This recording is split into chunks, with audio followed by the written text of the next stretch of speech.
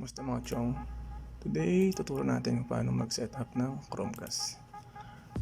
Itong Chromecast 2. Ayan.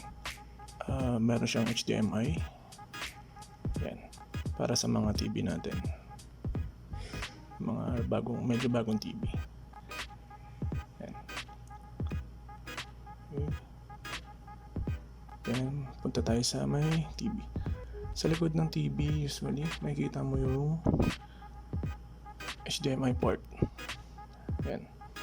So, i-connect mo yung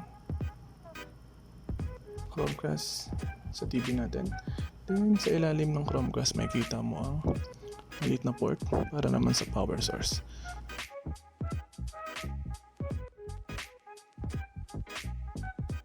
Then, mag-open siya.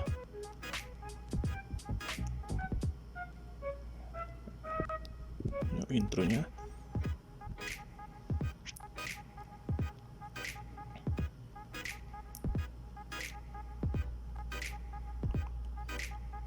Then mag-restart ulit.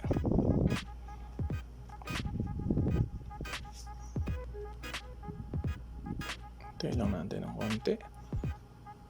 Ayan, mag-adjust yung screen resolution niya depende sa TV mo.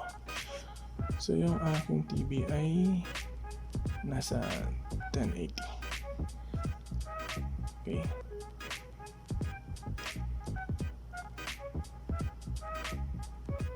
Need din pala natin dito ma-install ang Home. Yan. Pwede mo i-download yan sa Play Store. So, invite. Mag-add tayo. Setup device. Yan. Then, next.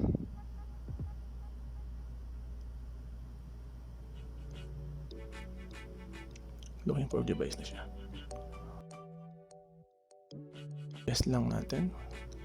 Hintayin natin mag-connect ang ating phone sa Chromecast.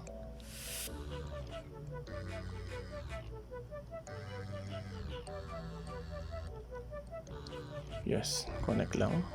Then, once connected, makikita natin yung S9V9. Yes mo lang, next.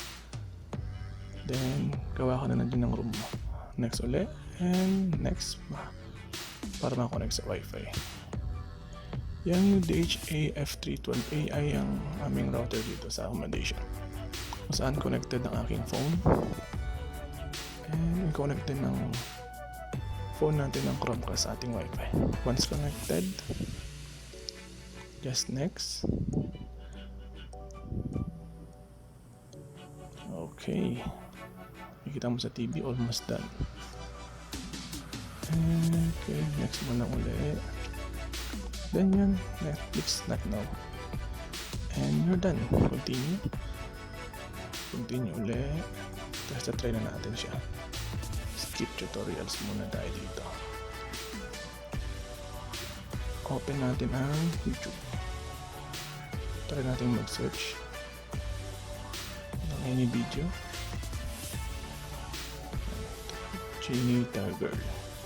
Then connect mo Chromecast. Ayan, nakita nyo. Ready to watch. Okay, play. And you're done. You can play any videos from YouTube. Thank you for watching.